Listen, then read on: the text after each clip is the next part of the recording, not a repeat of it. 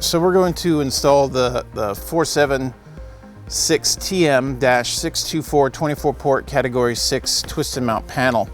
We're only going to terminate 6 ports for now, so we'll focus on the first 6 ports. There's inside the box, there's a set of push pins. We need to keep those. We're going to need those to mount the box.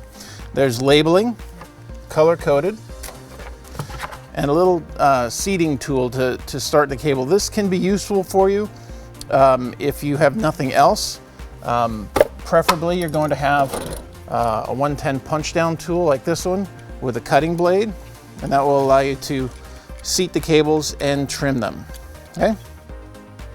The twist and mount is called the twist and mount because it can be put on backwards. So this is right side up. You put it in backwards like this, set it in the enclosure and push down, and it will hold itself there.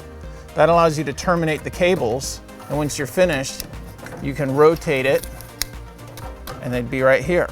So what you need to know is, since 1 through 6 is over here, when you turn it around, 1 through 6 is over here, and it's labeled 1, 2, 5, 6. So it's 1, 2, 3, 4, 5, 6 represents 1, 2, 3, 4, 5, 6.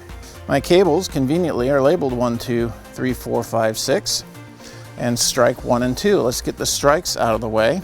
Strikes represent the cable that goes to the telecommunications connection on the side of the house, whether that is a FiOS type box, fiber optics. It could also be that you have a service in here from a modem that would connect the telephone service. But that's what the strike is for. It's a cable that goes out to the side of the house to the network interface device. What we want to do is we don't want to cut these off short. The temptation would be to come over and punch these down and just cut them off, but really that means you'll have no slack in the future. When we install this enclosure, there's an open stud bay up here. We can take the excess cable and push it out of the box, and then it will be up inside the stud bay for future use, okay? That's what we're going to do.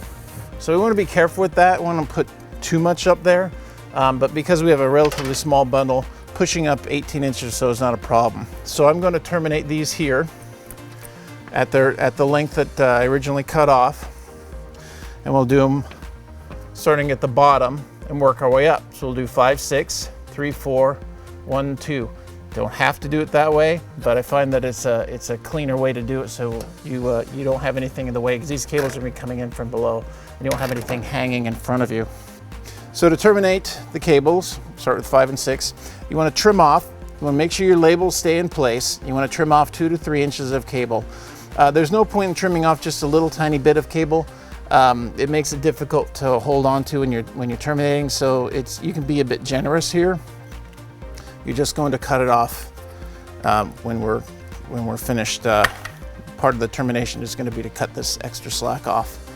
So use a proper termination tool. Don't use scissors or anything like that. This tool is set to just nick the outer jacket. You want to be careful to look and inspect your cables to make sure that your tool didn't end up cutting some of the inner conductors. This one's preset for this cable, so not a problem. Cable construction varies.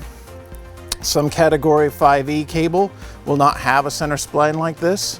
Some will. This is a Category 6 cable. Most of them do have a center spline. You may also see a small string inside. The little string inside is a strength member. Some people call it a rip cord. You can remove all of that material. So we're going to remove these little center splines. We use our punch tool to punch these down here. These are set up for 568A. The 568A versus 568B conversation may have already happened when you terminated the jacks.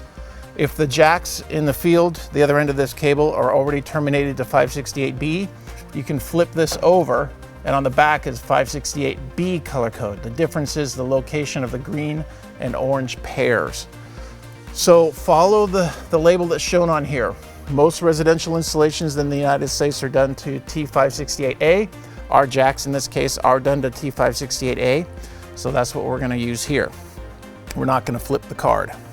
So here's cable number 5. The blue pair is marked with a blue mark here. And what you want to do is you're going to do white color, white color, white color all the way down, and it's just like it's shown on there. So I'm going to start with the center. So blue and brown top and bottom, green and orange in the center. I'm going to start with the center pairs and then hook the blue and the brown afterwards so that my cable ends up right in the center. The other way I've seen people do it is to terminate blue here, but then your brown ends up very long. So better to center these things. So we're going to open this up. I'm going to do the green pair first. And we're going to match the color markings on the card behind it. So here's one of them, and then the orange pair. There we go. And we get our punch tool. Make sure your cutting blade is the opposite side that the cable is going to, and punch it down. Okay, what this will do is cut off the excess slack, leaving a nice termination there. We're using the low setting. Untwist only as much as required, and keep your cable as close as you can, the cable jacket as close as you can to the termination. The more untwisting you have, the greater your likelihood of having performance problems.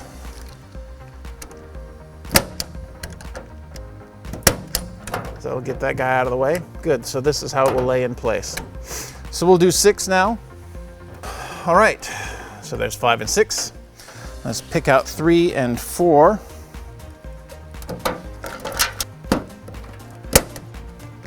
This one. Okay, now we'll do 1 and 2.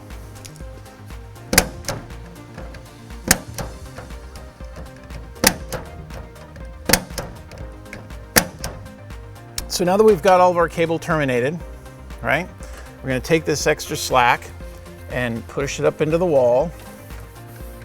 We're going to route these cables out this little cable manager at the top. So we'll put in our 1 and 2, 3 and 4, 5 and 6. The order isn't that important. It just is easier to get it nice and flush this way. Okay, so the cable is all routed out of the back here and up and over. Remember that we had talked about these push pins. We're going to be installing those now as we flip the device over. These 4 bases will go in these 4 holes, then the pins will hold it in place. So lift up slightly to release it, turn it around, pick the location that you want. We'll install the 4 bases here. 1, 2, 3, 4. Put it in the position that you'd like it. A few holes down from the top will give you some room to allow for the cable to bend and exit the cable or exit the enclosure smoothly. And then we'll go ahead and put these pins in. We're good.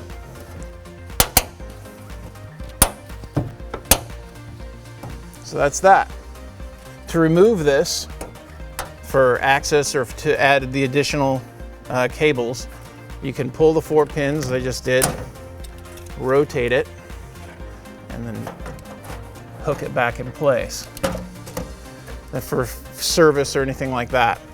So once we're finished, which I'm now finished, push our cables back in there, rotate, and then set your 4 pins.